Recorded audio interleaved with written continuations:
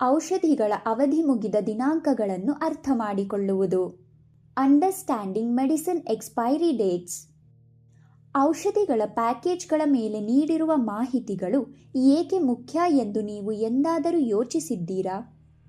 MFG, EXP, use by ಈ ಪದಗಳು ಕೇವಲ ದಿನಾಂಕಗಳಲ್ಲ, ಅವು ನಿಮ್ಮ ಆರೋಗ್ಯಕ್ಕೆ ಸಂಬಂಧಿಸಿದ ಪ್ರಮುಖ ಮಾಹಿತಿಗಳಾಗಿವೆ.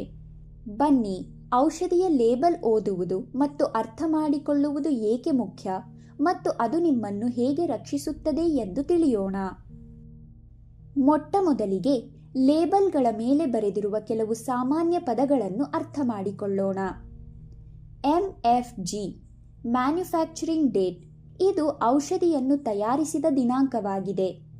ಉದಾಹರಣೆಗೆ MFG ಜನವರಿ 2024, ಅಂದರೆ ಈ ಔಷಧಿಯನ್ನು ಜನವರಿ 2024ರಲ್ಲಿ ತಯಾರಿಸಲಾಗಿದೆ.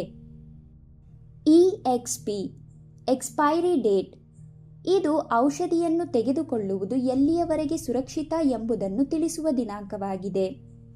ಉದಾಹರಣೆಗೆ ಕೆಲವು ಆಂಟಿಬಯೋಟಿಕ್ಸ್ನಂತಹ ಔಷಧಿಯು ಈ ದಿನಾಂಕದ ನಂತರ ಪರಿಣಾಮಕಾರಿಯಾಗಿರುವುದಿಲ್ಲ ಮತ್ತು ಕೆಲವೊಮ್ಮೆ ವಿಷಕಾರಿಯೂ ಆಗಬಹುದು. ಉದಾಹರಣೆಗೆ EXP ಡಿಸೆಂಬರ್ 2025, ಅಂದರೆ ಡಿಸೆಂಬರ್ 2025ರ ನಂತರ ಈ ಔಷಧಿಯನ್ನು ತೆಗೆದುಕೊಳ್ಳಬಾರದು. ನಾವು ಸಾಮಾನ್ಯವಾಗಿ ದಿನಾಂಕಗಳನ್ನು ಈ ರೀತಿ ಬರೆಯುತ್ತೇವೆ: 10/5/2025, ಮೊದಲು ದಿನಾಂಕ, ನಂತರ ತಿಂಗಳು, ನಂತರ ವರ್ಷ. ಆದರೆ ಕೆಲವೊಮ್ಮೆ ಔಷಧಿಗಳ ಮೇಲೆ ತಿಂಗಳು ಮತ್ತು ವರ್ಷವನ್ನು ಮಾತ್ರ ಬರೆದಿರುತ್ತಾರೆ. ಮ್ಯಾನುಫ್ಯಾಕ್ಚರಿಂಗ್ ಮತ್ತು ಎಕ್ಸ್ಪೈರಿ ಡೇಟ್ಗಳನ್ನು ಬರೆಯುವ 2-3 ವಿಧಾನಗಳು. ಮೊದಲ ವಿಧಾನ ಇಲ್ಲಿದೆ. ಈ ಚಿಹ್ನೆಯ ಎಡಭಾಗದಲ್ಲಿರುವ ಸಂಖ್ಯೆಗಳು ತಿಂಗಳನ್ನು ಸೂಚಿಸುತ್ತವೆ ಮತ್ತು ಚಿಹ್ನೆಯ ನಂತರದ ಸಂಖ್ಯೆಗಳು ವರ್ಷವನ್ನು ಸೂಚಿಸುತ್ತವೆ. 06 ಎಂದರೆ ವರ್ಷದ 6ನೇ ತಿಂಗಳು, ಜೂನ್. ಆದ್ದರಿಂದ ಈ ದಿನಾಂಕ ಜೂನ್ 2025. ಎರಡನೇ ವಿಧಾನ 03 ಎಂದರೆ ವರ್ಷದ 3ನೇ ತಿಂಗಳು, ಜನವರಿ, ಫೆಬ್ರವರಿ, ಮಾರ್ಚ್. ಆದರೆ ಇಲ್ಲಿ ವರ್ಷವನ್ನು ಬರೆಯುವ ವಿಧಾನ ಬೇರೆಯಾಗಿದೆ. 2023ರ ಬದಲಿಗೆ ಕೇವಲ 23 ಎಂದು ಬರೆಯಲಾಗಿದೆ. ಇದರ ಅರ್ಥ ದಿನಾಂಕ ಮಾರ್ಚ್ 2023. ಕೆಲವೊಮ್ಮೆ ತಿಂಗಳ ಹೆಸರನ್ನು ಸಂಖ್ಯೆಗಳ ಬದಲಿಗೆ ಅಕ್ಷರಗಳಲ್ಲಿ ಬರೆಯಲಾಗುತ್ತದೆ.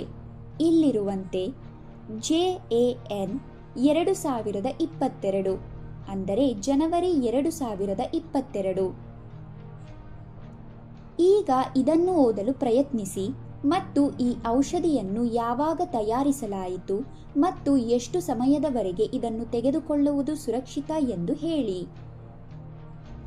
ಯಾವುದೇ ಔಷಧಿಯನ್ನು ತೆಗೆದುಕೊಳ್ಳುವ ಮೊದಲು ಅಥವಾ ಯಾವುದೇ ಮುಲಾಮು ಹಚ್ಚುವ ಮೊದಲು ಎಕ್ಸ್ಪೈರಿ ಡೇಟ್ ಅನ್ನು ಗಮನವಿಟ್ಟು ಓದಿ. ಸ್ಟ್ರಿಪ್ ಮೇಲೆ ಈ ದಿನಾಂಕ ಇರುವ ಭಾಗವನ್ನು ಎಂದಿಗೂ ಕತ್ತರಿಸಬೇಡಿ. ಬನ್ನಿ, ಔಷಧಿಯ ಲೇಬಲ್ ಮೇಲಿರುವ ಇನ್ನೂ ಕೆಲವು ವಿಷಯಗಳನ್ನು ತಿಳಿಯೋಣ. ಸರಿಯಾದ ಡೋಸೇಜ್ ಮತ್ತು ಸಮಯ. ಎಷ್ಟು ಔಷಧಿ ತೆಗೆದುಕೊಳ್ಳಬೇಕು, ಎಷ್ಟು ಬಾರಿ ತೆಗೆದುಕೊಳ್ಳಬೇಕು ಮತ್ತು ಯಾವಾಗ ತೆಗೆದುಕೊಳ್ಳಬೇಕು ಎಂದು ಲೇಬಲ್ ಮೇಲೆ ಬರೆದಿರುತ್ತದೆ. ತಪ್ಪಾದ ಡೋಸೇಜ್ ಗುಣಪಡಿಸುವುದಿಲ್ಲ, ಬದಲಾಗಿ ದೇಹಕ್ಕೆ ಹಾನಿ ಉಂಟುಮಾಡುತ್ತದೆ. ಸಾಮಗ್ರಿಗಳು, ಆಕ್ಟಿವ್ ಇಂಗ್ರೀಡಿಯೆಂಟ್ಸ್. ಕೆಲವು ಔಷಧಿಗಳಲ್ಲಿ ಒಂದೇ ರೀತಿಯ ಪದಾರ್ಥಗಳಿರುತ್ತವೆ. ಉದಾಹರಣೆಗೆ ಪ್ಯಾರಾಸಿಟಮಾಲ್ ಅನೇಕ ಔಷಧಿಗಳಲ್ಲಿರುತ್ತದೆ. ಅದನ್ನು 2 ಬಾರಿ ಸೇವಿಸಿದರೆ ಅದರಿಂದ ಲಿವರ್ಗೆ ಹಾನಿಯುಂಟಾಗಬಹುದು. ಅಡ್ಡ ಪರಿಣಾಮಗಳು ಮತ್ತು ಎಚ್ಚರಿಕೆಗಳು. ಕೆಲವು ಔಷಧಿಗಳಿಂದ ನಿದ್ರೆ ಬರಬಹುದು. ಆ ಸ್ಥಿತಿಯಲ್ಲಿ ವಾಹನ ಚಲಾಯಿಸುವುದು ಅಪಾಯಕಾರಿಯಾಗಿರುತ್ತದೆ. ಕೆಲವರಿಗೆ ಅಲರ್ಜಿಯಾಗಬಹುದು. ಈ ಮಾಹಿತಿ ಕೂಡ ಲೇಬಲ್ ಮೇಲೆ ಇರುತ್ತದೆ. ಸಂಗ್ರಹಣಾ ಮಾಹಿತಿ.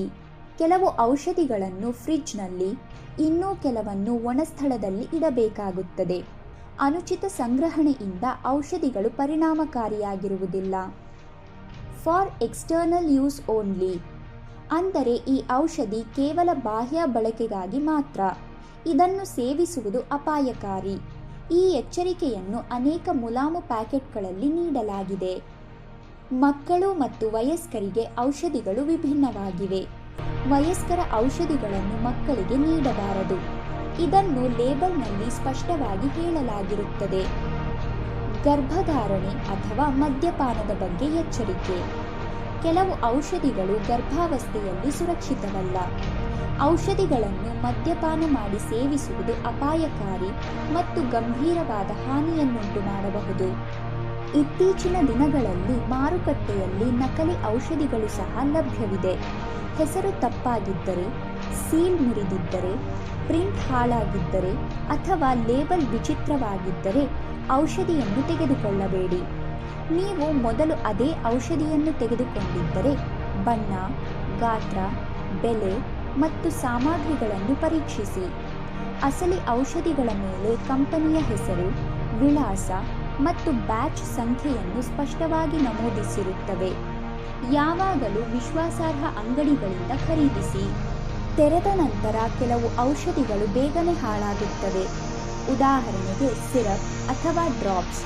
ಆದ್ದರಿಂದ ಅವುಗಳನ್ನು ಸುರಕ್ಷಿತವಾಗಿಯೂ ಮತ್ತು ಸರಿಯಾದ ಸ್ಥಳದಲ್ಲಿಯೂ ಇಡಿ. ಮನೆಯಲ್ಲಿ ಔಷಧಿಗಳನ್ನು ಸಂಗ್ರಹಿಸುವಾಗ ಯಾವಾಗಲೂ ದಿನಾಂಕಗಳನ್ನು ಪರಿಶೀಲಿಸಿದ ನಂತರವೇ ಸೇವಿಸಿ.